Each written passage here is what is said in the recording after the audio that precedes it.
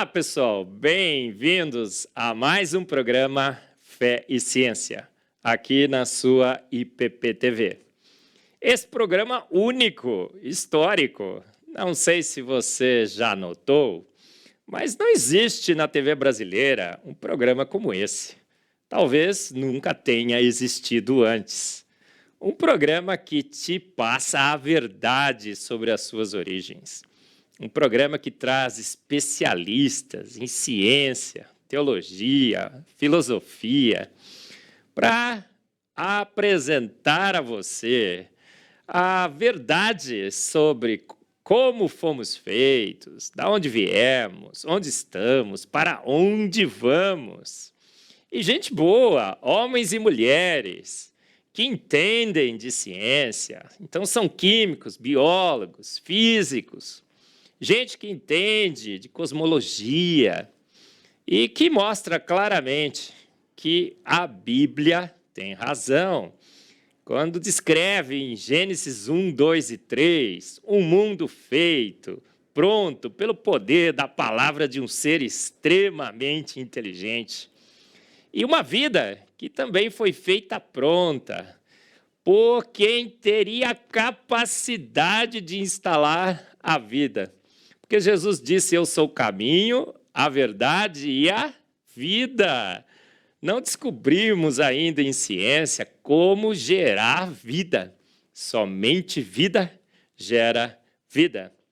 E é essa discussão magnífica que temos feito aqui no Fé e Ciência.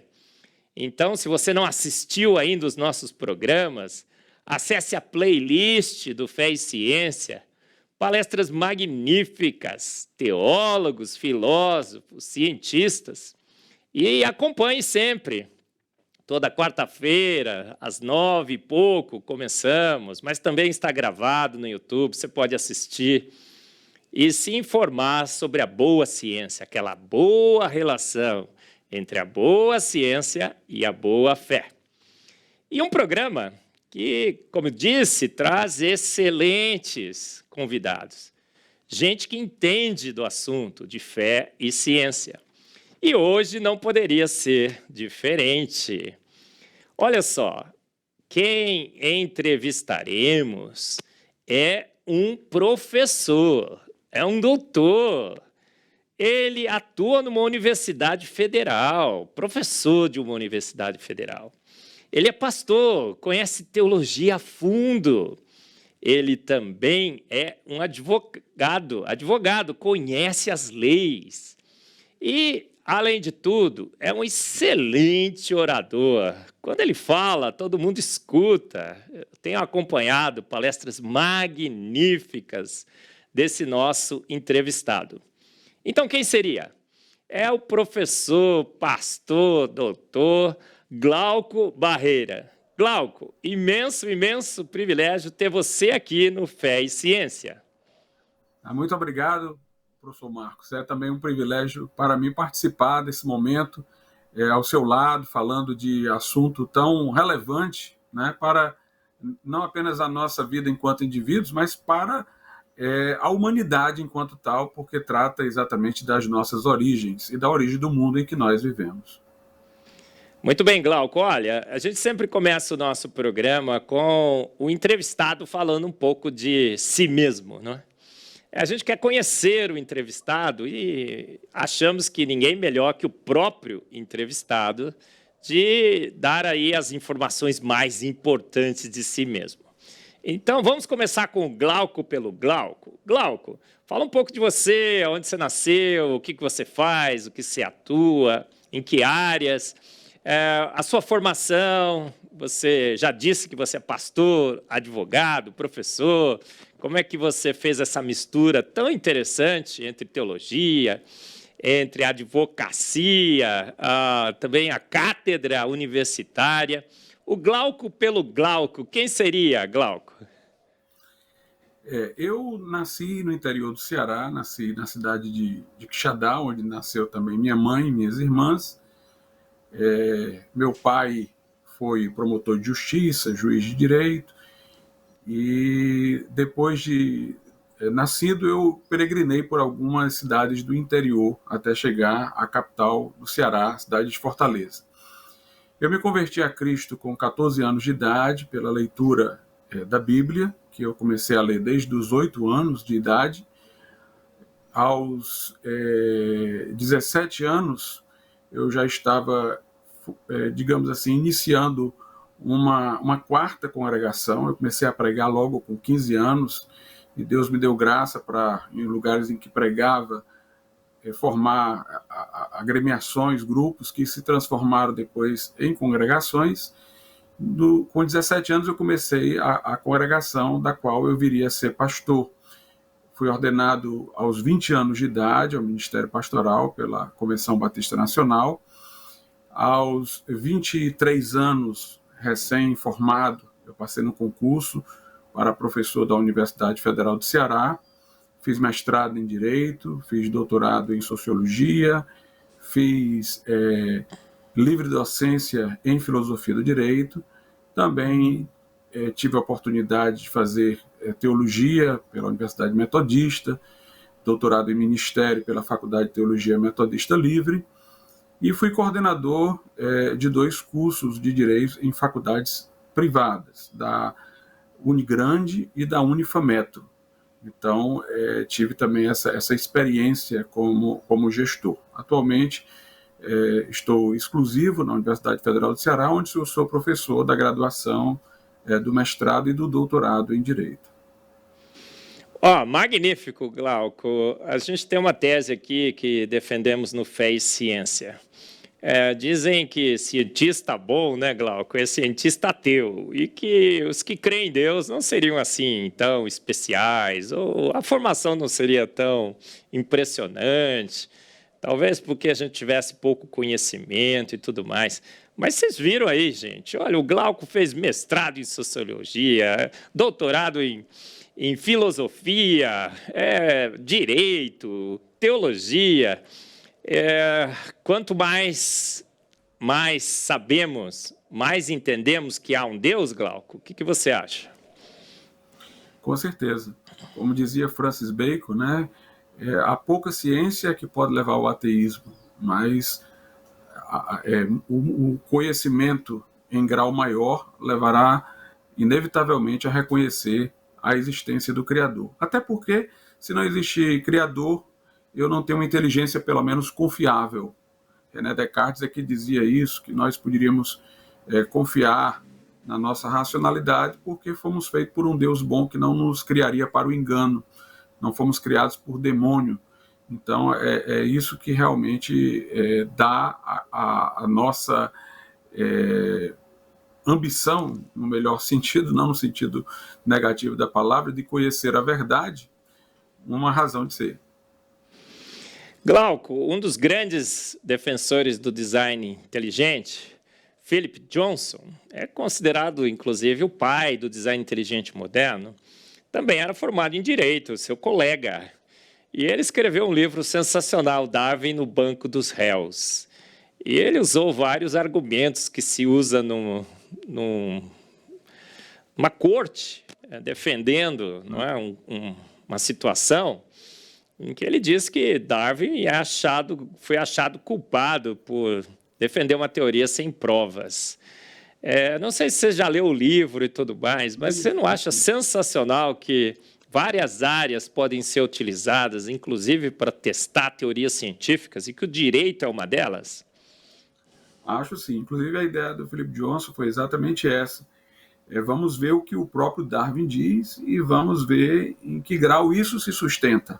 Quer dizer, ele não se teve como o que iria criar argumentos contra Darwin, mas o que iria avaliar os argumentos de Darwin diante dos fatos, né? Então, ele usou estratégias do direito, padrões avaliativos que no direito se levam em conta, para exatamente constatar essa insuficiência no pensamento de Darwin para ganhar o status de uma verdade incontroversa, né? Magnífico. Glauco, você também tem sido bastante atuante, tem atuado aí efetivamente na defesa do design inteligente no Brasil. E um evento foi emblemático, o primeiro congresso de design inteligente no Nordeste. Conta para a gente aí como que nasceu essa ideia, como que foi a organização, se o sucesso foi bem, se o evento foi bem sucedido, ou se poucas pessoas se interessaram, aonde aconteceu, não é? Porque dizem que o design inteligente não atrai a academia. Conta um pouco sobre o TDI Nordeste. Nós temos um movimento aqui no Ceará que é a Comune, Comunhão Universitária Evangélica. Foi onde nasceu a ideia de a gente, através da TDI, realizar um grande congresso aqui no Nordeste. Então, nós solicitamos à Faculdade de Direito o espaço de seu auditório, que é até onde eu saiba o maior da UFC, da Universidade Federal do Ceará. Solicitamos o auditório, que nos foi concedido de pronto, e tivemos palestrantes de todas as partes do Brasil, Jonathan Wells, dos Estados Unidos. Foi um grande evento, tivemos cerca de 500 pessoas presentes, o auditório, apesar de muito grande, estava lotado, e todas as palestras foram concorridas, né? Houve um grande impacto, foi, à época, noticiado pelo site da UFC, através da própria Faculdade de Direito, que comunicava os eventos que aconteciam dentro da sua estrutura, e também tivemos ampla divulgação em outros sites e setores da sociedade. Foi realmente um evento muito significativo, muito marcante, lembrado até hoje. Há fotos na internet que mostram como houve uma audiência realmente muito significativa para aquele evento, né? Além de termos essa participação de integração regional de todas as partes do Brasil, porque palestrantes do Nordeste, de São Paulo, do Sudeste. Foi realmente um evento marcante e inesquecível, onde pessoas de todas as áreas inscritas no evento puderam fazer suas perguntas, suas colocações, ouvir as respostas, dialogar com aqueles que palestraram, e tivemos realmente um evento que até hoje é muito bem lembrado. Magnífico. Mas, Glauco, o tema da sua entrevista, a gente definiu, não é? A evolução e a Bíblia. Gente, um tema extremamente importante. Esse tema é tão importante, né, Glauco, que as forças do mal têm tentado evitar que esse programa vá ao ar, não é? A gente já gravou, gente. Pessoal, nós gravamos esse programa já, mas teve um problema técnico, não é? Coisa assim, inacreditável. A gravação se perdeu. E a gente brinca, né, Glauco? As forças do mal estão tentando evitar que o Glauco trate desse assunto, a evolução e a Bíblia. Por quê? Porque eu lembro da entrevista, né, que se perdeu nas nuvens. O Glauco deu um show, né, de argumentação. Olha, o Glauco, tem uma palestra fantástica do Wayne Grudem, talvez você vai citar, está no site da escola Charles Spurgeon, ele apresenta os argumentos. Eu já vi várias palestras falando sobre a evolução e a Bíblia, mas a sua coleção fantástica, eu nunca vi tão bem estruturado. Já estou colocando um monte de expectativa na sua fala, você está percebendo? Por isso que as forças do mal estão tentando cancelar. Gente, então assista esse programa, porque deve ser realmente importante. Não desligue a sua TV, assista até o fim, porque Glauco vai colocar os pingos nos is. Porque corre por aí uma percepção de que Darwin é amigo de Deus. Olha, que a evolução não tem problema nenhum, o cristão pode aceitar a evolução. Olha, na realidade, quando a gente aceita a evolução, a gente se rende à boa ciência e a gente passa a não ser mais fundamentalista. Saiu um artigo recente na Folha. Olha, os fundamentalistas, não é? gente que quer levar tudo ao pé da letra e tudo mais. E parece que a gente pode fazer esse compromisso sem problema algum. Não há nenhuma incompatibilidade entre a evolução e a Bíblia. Darwin é amigo de Deus. A incompatibilidade, né, Glauco, começa desde a ciência, começa na filosofia, mas termina na teologia. Eu vejo problemas seríssimos. O Wayne Grudem também. Agora, Glauco, você tem participado desse debate. Você organizou um congresso do design inteligente. Você conhece as palestras, você conhece o Philip Johnson, pai do design inteligente, a argumentação científica. Mas, sobretudo, você é um acadêmico, você está na universidade, você é pastor, você conhece a Bíblia a fundo, não é? Estudou teologia, tem doutorado em teologia, mestrado em sociologia e tudo mais. Glauco, eu vou te dar aí uns 20, 25 minutos, a gente combinou, para que você discorra com o que você sabe, o que você conhece sobre esse tema que tem afligido a igreja brasileira, os nossos jovens. Esse casamento de Darwin com Deus, da Bíblia com a evolução. É possível um cristão ser evolucionista? Glauco, o que você responderia? Bem, eu pessoalmente acredito que essa aproximação, essa conciliação, ela não é possível. E eu vou dar as razões que não são meramente pessoais, são razões ligadas à Bíblia Sagrada, que para os cristãos goza de autoridade como revelação divina. Em primeiro lugar, é sempre bom dizer que, quer seja o design inteligente ou o evolucionismo, em ambas as situações há pressuposições. Por exemplo, os que são evolucionistas, eles são naturalistas, partem do pressuposto que o mundo é um sistema fechado, sem intervenção de fora, sem agente que poderia trazer à tona milagres, sem um criador. Tudo acontece segundo as leis que estão vigentes e, portanto, nós não teríamos a possibilidade de ter alguma intervenção que pudesse ter dado início ao mundo ou causado acontecimentos de grandes proporções no mundo em qualquer momento de sua história. O design inteligente se abre para a possibilidade de haver o sobrenaturalismo, de haver tido um começo para o mundo a partir de uma mente inteligente que está fora do mundo, que é eterna, que cria todas as coisas. Então, há pressupostos em ambas as situações. Agora, resta saber se esses pressupostos comparados um com o outro, se eles possuem maior ou menor poder explicativo, se mais coisas ficam explicadas com um desses pressupostos ou com o outro.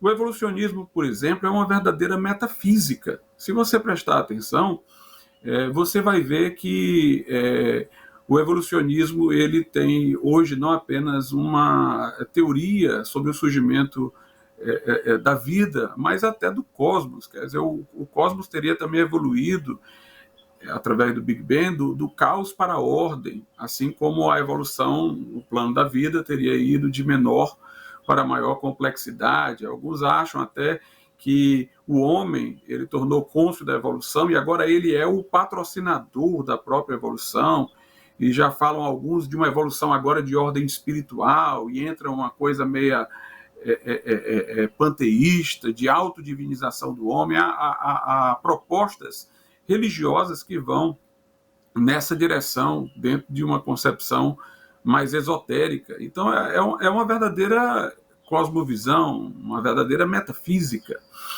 Então, em ambas as situações, nós temos essas pressuposições. Nós temos que ver se admitida uma ou outra, nós teremos maior ou menor poder de explicação para a realidade. Na verdade, os que defendem a evolução, no máximo, poderiam mostrar pelo método científico uma microevolução, algumas variações mas nunca poderiam provar uma macroevolução.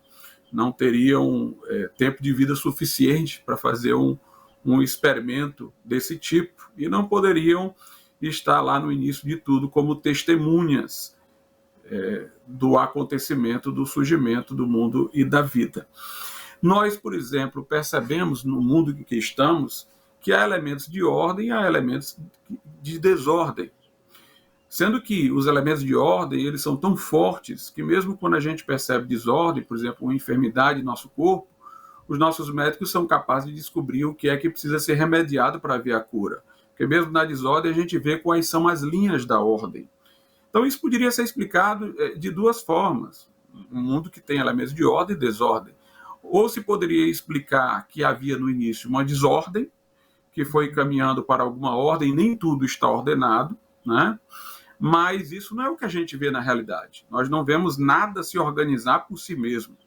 Nós vemos coisas que eram ordenadas e que por alguma razão se desordenam, até porque existe a segunda lei da termodinâmica, a lei da entropia, onde as coisas caminham para a desordem. É isso que a gente percebe, é isso que a gente testemunha. Então a Bíblia diz, por exemplo, lá em Romanos, no capítulo 1, que nós podemos constatar na criação revelações da eterna divindade, do poder de Deus, de maneira que os homens são inexcusáveis quando eles negam a existência do Criador, porque a natureza dá testemunho disso.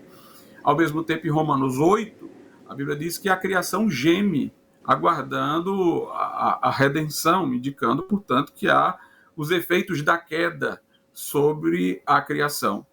Como o homem foi criado para reger este mundo físico, quando ele transgrediu, de acordo com a Bíblia, a terra também foi amaldiçoada. Seu pecado teve implicações cósmicas e trouxe desordem. Então, a Bíblia diz em Romanos 1 que há elementos de ordem suficientes na criação para dar testemunho da existência de Deus, e em Romanos 8 diz que a criação geme por causa dos efeitos da queda que trouxeram alguma desordem. É muito mais razoável acreditar no que a Bíblia diz, que o mundo foi criado ordenado e um elemento posterior trouxe desordem, do que acreditar que houve um caos que se organizou por si mesmo, algo que nós não podemos presenciar nunca, de forma nenhuma, embora nós presenciemos coisas ordenadas que por fatores externos possam vir a se desordenar, ou fatores até internos, né? Então, a Bíblia ela nos dá uma descrição do mundo muito mais plausível do que aquela que os evolucionistas procuram sustentar. Alguns há que procuram dizer que o Gênesis, na sua primeira parte, no capítulo 1, 2, não traz uma descrição histórica dos acontecimentos. Curiosamente, os que defendem isso acham que alguma parte do Gênesis é histórica. Não é uma coisa comum que um mesmo livro tenha uma parte histórica e uma parte não histórica. Os gêneros literários, geralmente, eles têm uma certa uniformidade de uso dentro de uma estrutura, né? Aí eles imaginam uma quebra, uma ruptura em algum momento. E nós percebemos que há divergência entre eles mesmos que defendem isso. Alguns acham que a narrativa da criação ali é totalmente alegórica, ou o que quer que seja, e que depois da criação e formação do homem as coisas ganham um caráter histórico. Há alguns que acham que, por exemplo, o dilúvio ainda está dentro dessa parte mitológica, alegórica, mas depois do dilúvio aí as coisas passam a ser históricas. Alguns acham que na Torre de Babel ainda tem os elementos mitológicos, alegóricos, e depois entra a historicidade. E nós percebemos que quando a gente admite essas premissas, né, nós temos essas divergências e essa subjetividade hermenêutica. Quem é que vai decidir a partir de que momento, no Gênesis, então, a coisa começa a ser histórica e aonde não era histórica?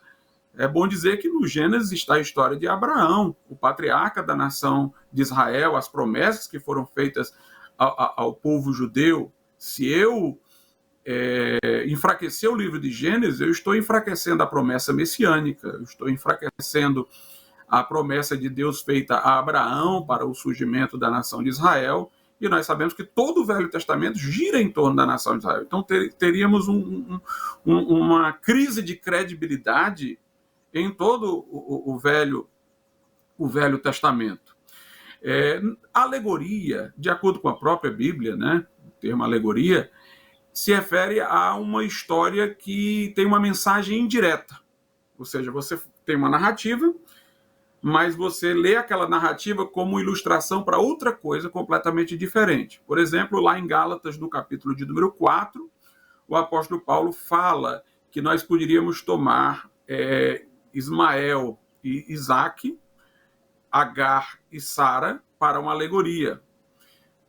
Agar era a escrava e seria uma alegoria para o pacto lá do Monte Sinai, o pacto da lei, enquanto que Sara, que tinha uma promessa de ter um filho que seria portador das bênçãos, ela representaria a Jerusalém celestial, e Ismael seria o nascido segundo a carne, enquanto que Isaque, que nasceu por promessa, seria o nascido segundo o Espírito. E como Ismael perseguia Isaque, aí Paulo diz, assim também agora, aqueles que são nascidos da carne perseguem os que são nascidos do Espírito, falando da perseguição dos judeus aos cristãos naquele tempo. Então você nota aí que aquilo que se lê na alegoria é totalmente diferente do que se tem na história. É uma mensagem indireta. Obviamente que tem os elementos que vão servir de ponto de contato para poder formar a alegoria. Se eu dissesse que a parte do Gênesis que trata da criação é uma alegoria, então o assunto do Gênesis 1 não seria a criação, porque a mensagem tem que ser indireta. Então ali você teria uma narrativa de criação, mas estaria falando de uma outra coisa. Por exemplo, Orígenes, que foi dos primórdios da igreja e que quis conciliar o Gênesis com as obras de Platão, ele fez uma leitura do Gênesis completamente alegórica. Ele viu Adão como espíritos pré-existentes ao corpo, no mundo das ideias, em vez de ser num paraíso. Ele viu a expulsão do paraíso como uma colocação dos espíritos pré-existentes dentro de um corpo. Ele viu o corpo como uma coisa negativa. Então, isso seria uma mensagem direta, uma coisa completamente diferente. Não é isso que se entende. Ali se tem exatamente a descrição de como se formou o mundo e do primeiro homem. Não é uma mensagem direta sobre outra coisa, portanto, não é uma alegoria. Em relação ao mito, o mito, eu vou pegar aqui uma obra de Platão interessante, que é essa daqui, Timeu e Critias, ou a Atlântida. Nessa obra, Platão ele fala de sua concepção de mito, que era a concepção do homem antigo. Eles recorriam ao mito quando eles não sabiam como uma coisa tinha acontecido. Então, nós não temos o conhecimento, por exemplo, das origens, de como as coisas vieram a existir. Então, nós vamos fazer um discurso provável. Os que formulavam um mito, como no caso de Platão, eles procuravam o discurso provável. E Platão até dizia que se deveria invocar a ajuda dos deuses para obter, nesse discurso provável, o maior grau de aproximação daquilo que possa ter realmente acontecido. Mas a ideia era de que o mito era para falar daquilo que eu até agora não tinha como falar de forma racional. Era uma tentativa de eu, por meio da minha imaginação poética, chegar o mais próximo possível do que possa ter acontecido, quando eu ainda não tinha os conhecimentos necessários para dizer o que tinha acontecido de uma forma racional. Como muitos desses mitos, né, com o tempo se mostraram errôneos, quando aumentou a informação, se viu que realmente não era como se contava na forma mitológica, ou então, com a chegada, no caso para os judeus, da revelação divina, muita coisa que se contava entre os pagãos se revelou falsa, porque você tinha agora a Bíblia para poder mostrar como realmente havia sido, e aí você passou a saber que aquilo ali era falso. Então, como esses mitos eles foram, com o tempo, ou alguns deles desacreditados por conhecimento de fatos anteriormente ignorados, ou pela chegada da revelação bíblica, no caso para judeus e para cristãos, então o mito passou a ser sinônimo de uma coisa falsa, né? Ganhou um sentido mais pejorativo, de uma coisa que não é verdadeira. A Bíblia, quando fala de mito, fala nesse sentido. Os mitos como sendo histórias não verdadeiras, fruto das especulações humanas. Lá na primeira carta de Paulo a Timóteo, no capítulo de número 1, versículo de número 4, deixa eu me ler aqui, diz assim: nem se deem a fábulas, que é a palavra mito, ou a genealogias intermináveis, que mais produzem questões do que edificação de Deus, que consiste na fé. Assim o faço agora. Note, na carta de Paulo a Timóteo, ele fala aqui das fábulas, que nós não devemos nos dar as fábulas, aos mitos, que são, obviamente, histórias falsas. E ele diz, ou as genealogias. Genealogias é o quê? É a origem. Né? É uma pessoa que gerou outra, que gerou outra, que gerou outra, que gerou outra. Então dá a entender que essas fábulas aqui seriam fábulas sobre a criação do mundo. Não se entreguem às fábulas ou às genealogias. Genealogias, no caso, falsas também, igualmente falsas. Genealogias que não se poderia realmente convalidar. Mas se ele faz uma associação dessas fábulas com as genealogias, então ele está falando das origens. Ele está reprovando que as pessoas se apeguem a mitos, a fábulas erradas sobre as origens. Obviamente, ele não poderia dizer isso se o Gênesis estivesse enquadrado nessa condição. Lá na segunda carta de Paulo a Timóteo, no capítulo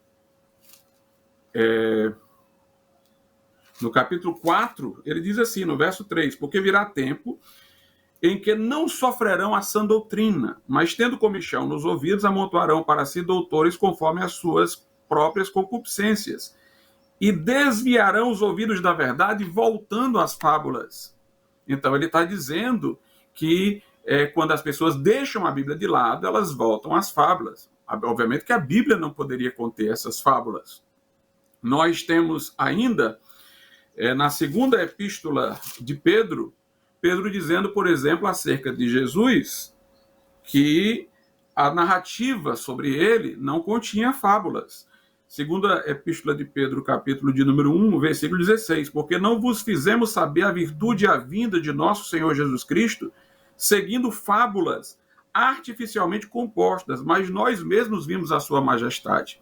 Geralmente os que não querem aceitar o Gênesis e veem ali fábulas, mitos e especulações e tal, coisas desse tipo, ou apenas alguma coisa ilustrativa, né?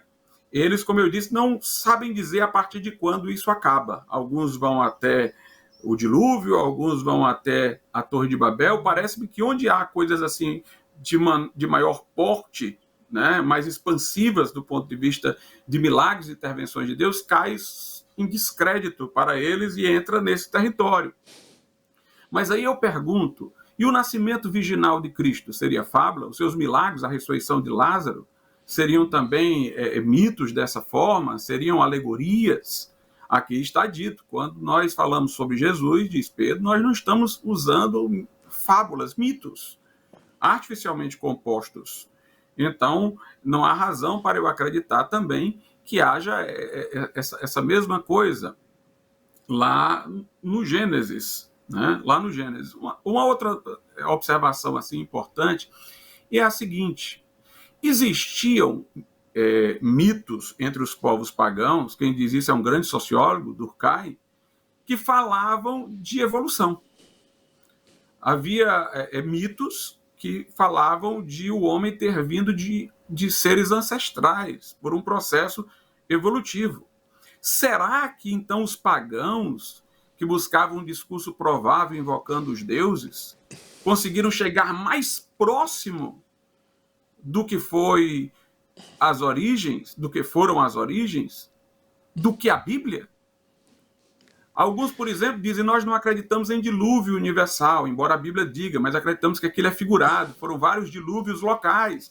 Nesse livro aqui de Platão, que eu citei, Platão fala de vários dilúvios locais. Ele não fala de um dilúvio universal, mas ele fala um dilúvio que afogou a Atlântida, um dilúvio que aconteceu ali. Então, será que Platão, nas suas especulações racionais, teria chegado mais próximo da realidade do que a Bíblia? Né? Realmente, quem assume uma postura dessa não pode acreditar na inspiração da palavra de Deus. A Bíblia, por exemplo, fala de outros seres criados antes do homem. Mas quando vai falar da criação do homem, diz que o homem foi criado do pó da terra. Por que não teria dito que o homem veio de um ser anterior ali? Se houve fábulas pagãs que puderam dizer que o homem veio de um ser ancestral, se realmente isso fosse verdadeiro, por que Moisés, inspirado por Deus, não teria dito? Por que ele narra que outros seres haviam sido criados, e aí ele fala que o homem veio do pó da terra? Por que Deus, quando estabeleceu a maldição para o homem caído, disse: tu és pó e ao pó tornarás? Se ele não tivesse realmente vindo do pó da terra, conforme a Bíblia Sagrada, né? A Bíblia Sagrada o diz. É interessante que alguns que querem conciliar o evolucionismo com a narrativa do Gênesis dizem assim: Deus pode ter pego um casal de seres ancestrais ao homem, e Deus então naquele momento soprou sobre eles o Espírito, e eles se transmutaram em seres humanos e virou o primeiro casal. Ora, o evolucionista, me refiro ao evolucionista que não crê na Bíblia, que de onde realmente veio a teoria da evolução, foram dessas pessoas. O evolucionista, ele coloca a questão da evolução exatamente para negar a narrativa de Gênesis. Ele iria rir de uma pessoa que fosse dizer uma coisa como essa. Ele ia dizer: olha, rapaz, nós estamos querendo tirar o aspecto sobrenatural e você está querendo aí fazer uma coisa ainda mais espetacularizada, de que pegaram os seres lá e de repente eles evoluíram assim numa rapidez impressionante por um sopro divino. Então, eles iriam rir de uma coisa desse tipo.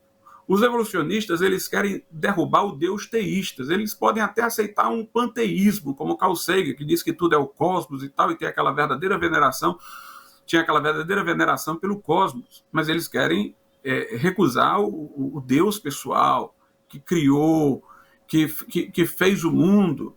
É uma teoria que foi planejada para isso. Mas essas pessoas que querem juntar uma coisa e outra, né, eles não percebem que eles estão criando um mostrengo maior ainda. Se houve esse grande milagre de Deus pegar um ser ancestral, dar um sopro e ele virar o ser humano, por que a Bíblia não diz isso? Qual a dificuldade de dizer que, em vez de ter sido do pó da terra, foi esse outro milagre aí que eles falam?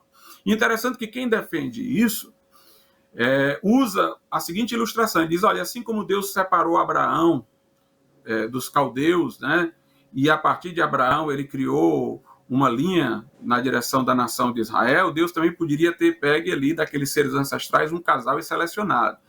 Mas quem defende isso não percebe que ele está fazendo uma tipologia errada, porque na Bíblia a tipologia é o seguinte: alguma coisa é tomada do que já aconteceu para ilustrar o que vai acontecer.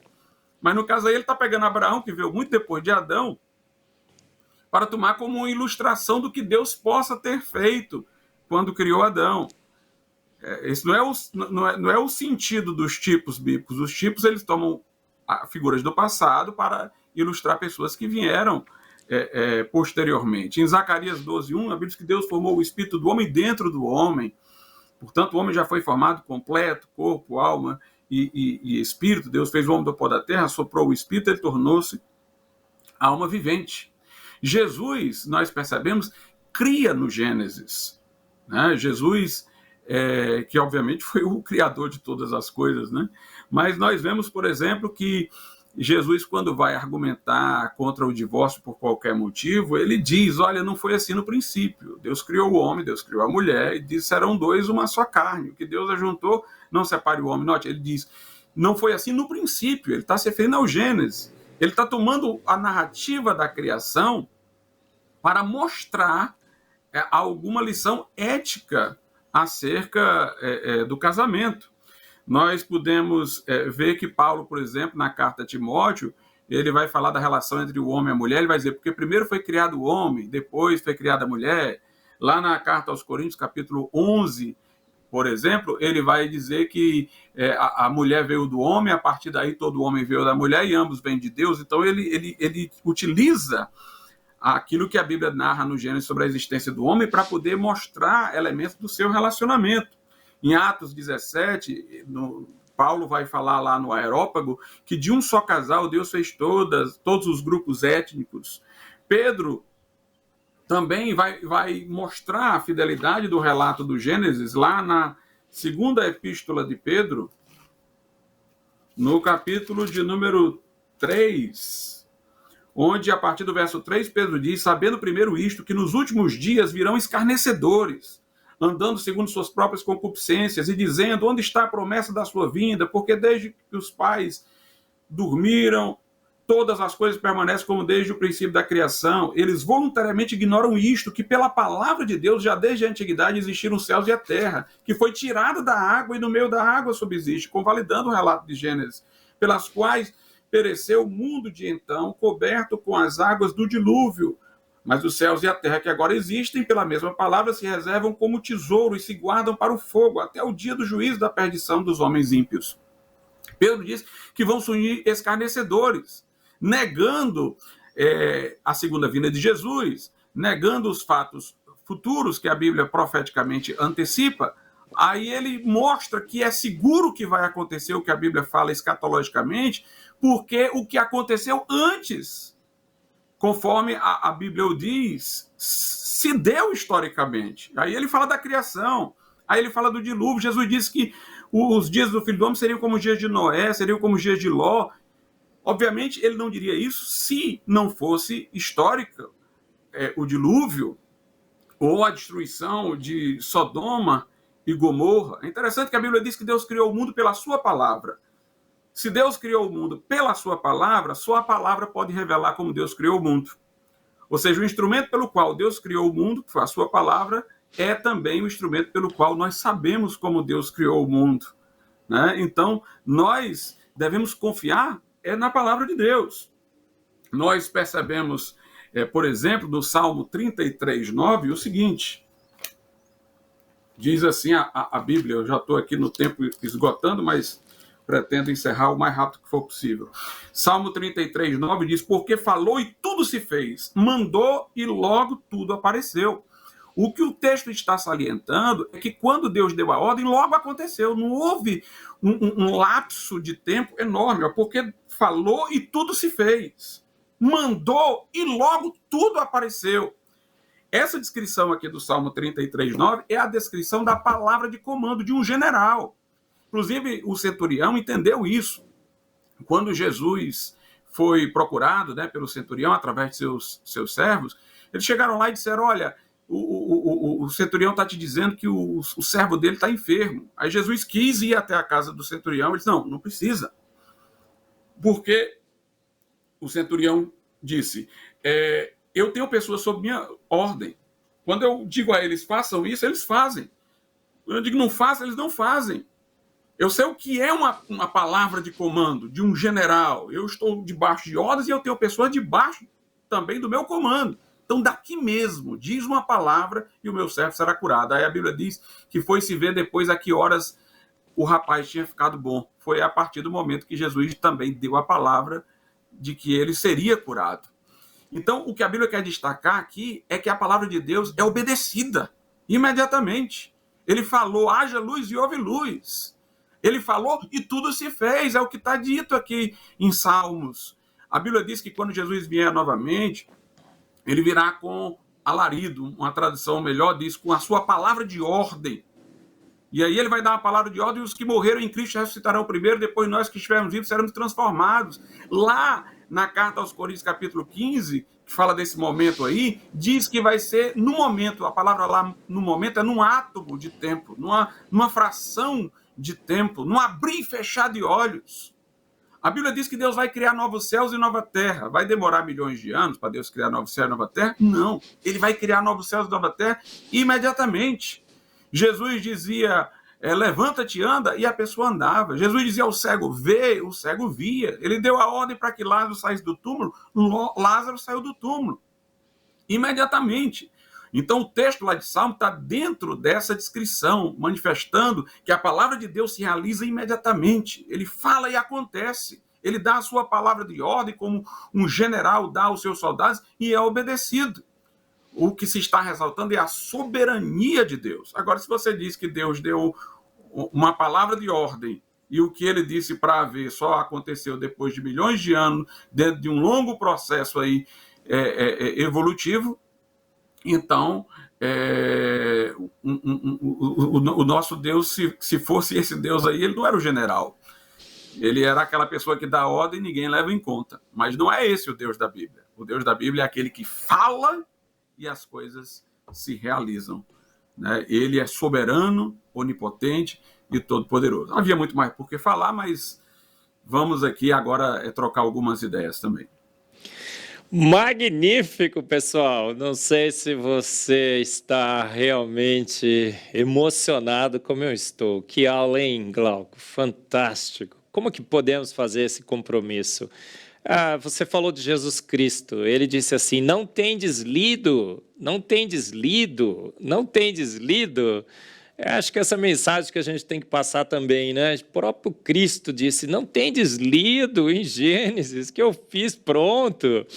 Não tendes lido também a mais recente literatura científica, mostrando que não haveria possibilidade alguma de evoluirmos, que a vida é coisa de profissional, não é, Glauco? Que fez pronto. Glauco, agora quero fazer algumas perguntas rápidas para você. Vamos usar essa 1 hora aqui da melhor forma possível, fantástico. Olha, Glauco, antes que eu me esqueça, pessoal, Glauco estará em Recife, 17 a 19 de março, teremos lá o Congresso Fé e Ciência, Igreja Presbiteriana de Recife, organização do Reverendo Augusto Nicodemos, falando exatamente sobre esse tema, a evolução e a Bíblia, não é, Glauco? E vai ser, então, imperdível. Esteja com a gente, 17 a 19 de março, Recife, Igreja Presbiteriana. Venha ouvir o Glauco e toda mais uma galera, mas principalmente sobre esse assunto extremamente importante. Mas, Glauco, uma pergunta. O Wayne Grudem, nessa palestra que eu já mencionei, ele diz que quando nós fazemos esse casamento da evolução com a Bíblia, a gente joga fora 11 doutrinas básicas da fé cristã. Uma que eu queria que você comentasse. Olha, se realmente evoluímos, lenta, gradual e sucessivamente, Deus foi lá, escolheu aquele casal, não é, de humanoides, soprou ali, não vai saber o que seria, né, Glauco? Porque fôlego da vida não seria, porque vivos já estavam. A morte, ela surgiu quando, então, Glauco? Qual o problema da morte também traz incompatibilidade entre a evolução e a Bíblia? É uma coisa interessante que em Romanos, no capítulo de número 5, nós temos duas coisas que estão na contramão da descrição evolucionista. Primeiro, sustenta-se um Adão histórico, porque diz assim como por um só homem, aí veio o pecado e tal, por um homem também veio a salvação, a justificação, que é Jesus. Esse assim como coloca a existência de Jesus na mesma certificação que a existência de Adão. Então, se naquele momento ali alguém negar a existência de um Adão histórico, está negando também a existência de Cristo. Mas, diz assim, Romanos 5, sobre essa questão da morte. Romanos, capítulo de número 5, o versículo de número 12. Pelo que por um homem entrou o pecado no mundo, e pelo pecado a morte. Assim a morte passou a todos os homens, por isso que todos pecaram. Então a Bíblia coloca a morte entrando em razão do pecado. Ela é uma consequência da queda. A morte não é uma coisa que pertence naturalmente ao propósito de Deus para com o homem, porque a Bíblia diz que ela é o último inimigo a ser vencido. Então é um intruso na vida humana. É um elemento que está no polo oposto ao propósito para o qual Deus fez o homem. Mas, se houve uma evolução anterior que levou até a chegada do homem, então nós teríamos tido morte antes. Porque o grande promotor da evolução é a morte, porque você tem a seleção dos mais aptos. Os menos aptos, eles vão saindo de cena exatamente porque eles vão morrendo, eles não vão se adaptando as novas situações e vão morrendo. E seria a grande mola propulsora da evolução, a morte, que ela vai excluindo os menos aptos, deixando os mais aptos para eles terem continuidade e se reproduzirem. Mas aí, no caso, então, a morte seria, digamos assim, uma coisa boa dentro dessa visão, porque ela não apenas melhoraria os seres, excluindo os menos aptos e assim deixando só os mais aptos para terem continuidade, como esse processo que incluía a morte teria sido necessário para a chegada do homem. Deus teria usado a morte para chegar àquele momento em que o homem surgiria. Uma narrativa desse tipo é totalmente contrária à Bíblia. Deus disse a Adão: no dia que comeres da árvore, certamente morrerás. Ou seja, o pecado traria a morte. A morte nunca foi vista como uma coisa que pudesse ser um instrumento natural de Deus, né, para poder trazer a realização dos seus propósitos. Ela entra no mundo através do pecado. Então, aí seria inverter completamente o que a Bíblia diz, colocar a morte antes do homem como uma coisa necessária, já que pertence a todo o processo evolutivo, uma coisa necessária para a chegada do homem, como se Deus tivesse criado o homem através da morte daqueles que, na linha que conduziu ao homem, eram menos aptos, né? Além de ser um extremo desperdício, Deus iria criar seres para morrer em grande quantidade, ao longo de muito tempo, né? E Deus teria prazer de ficar assistindo essa mortalidade, essa debilidade dos seres. Quer dizer, que ideia nós teríamos de Deus se nós imaginássemos Deus dessa forma? Magnífico, Glauco. Mais uma pergunta para você. Olha, outro dia eu estava lendo um livro, O Mundo Perdido de Adão e Eva. É dessa linha. Adão e Eva não seriam históricos. É um épico que está na Bíblia, porque era muito difícil, seria muito difícil explicar a evolução, né, para um povo ainda que não tinha ciência. E aí Deus montou essa história. A William Craig, a procura do Adão histórico, entrou também nessa mesma linha. Olha, realmente a gente não tem um relato histórico. E nesse livro, O Mundo Perdido de Adão e Eva, ele é realmente uma referência para quem aceita esse casamento da evolução com a Bíblia. Temos visto lives que são feitas, né, para estudar um capítulo por live desse livro. Eu li o livro todo. Você refutou o livro absolutamente todo agora na sua palestra, mas no final, Glauco, ele faz uma colocação muito interessante, queria que você comentasse. Ele fala: olha, sabe o que aconteceu? Imagina, seu filho chega em casa, acho que ele está relatando, inclusive, a experiência com o filho dele, e diz assim: pai, agora eu estudei física, aprendi que no Big Bang criou o universo. Pai, aprendi a evolução de Darwin, e não foi o relato bíblico. Aí ele disse: nossa, olha só, que situação terrível, esse conflito dos jovens e tudo mais. Agora, se entendermos a Bíblia ser uma mitologia alegórica, poética, alguma coisa assim, a gente não precisa ter mais problema com o jovem. Fala: não, a ciência está certa, na realidade Deus guiou esse processo e tudo mais, e fica todo mundo de bem, de boa. Glauco, essa é uma boa estratégia para educarmos os jovens cristãos hoje?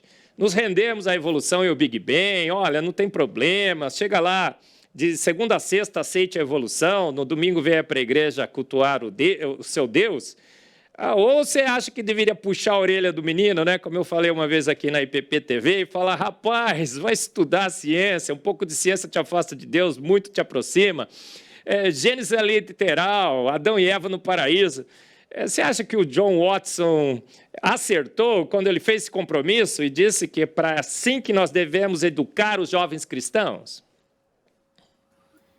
Tem assuntos que a Bíblia trata que a gente pode constatar historicamente, empiricamente. A Bíblia poderia não ter revelado aquilo ali e nós teríamos como constatar, em alguma medida. Mas tem dois assuntos que são imanentes à revelação. Ou seja, não tem como eu ter conhecimento seguro destas coisas que eu vou falar agora, se não for pela revelação. Aliás, o homem ele tem um anseio por Deus exatamente porque ele precisa de algum norte para estas coisas que eu vou falar agora, a fim de orientar o sentido da sua vida dentro do mundo. E ele sabe que, se ele tiver bom senso, ele nunca vai descobrir isso por si só. Ele precisa que isso venha de uma revelação de fora. É a origem e o final. Por isso que Jesus disse, eu sou o alfa e o ômega. Eu não tenho como saber como o mundo se originou, como a vida se originou, através da ciência que eu utilizo. Como eu disse, eu posso ter a visão da Bíblia e outra especulação e ver qual é que tem maior potencial explicativo, né? Mas essa outra que eu terei como especulação é ainda uma tentativa religiosa de desvelar o mistério. Porque um ateu evolucionista que admite que o mundo tem milhões de anos ainda é mais problemático, porque ele ainda tem que saber sobre coisas que nós nem imaginaríamos muito tempo atrás, porque ele imagina com um mundo com muito mais tempo do que um cristão supõe, né? Então, esses temas, a origem e a consumação, são necessariamente relacionados à revelação. São assuntos que só Deus pode dizer. Não tinha testemunhas, só Deus é testemunha. Só Deus pode dizer como ele fez o mundo. Os que defendem o Big Bang dizem que do Big Bang vieram as leis que regem o universo, mas a primeira fração de segundo do Big Bang, ou milésimo ali e tal, aconteceu sob leis que não são essas que estão vigorando. Então, como é que ele sabe disso? Como é que ele pode falar que isso aconteceu?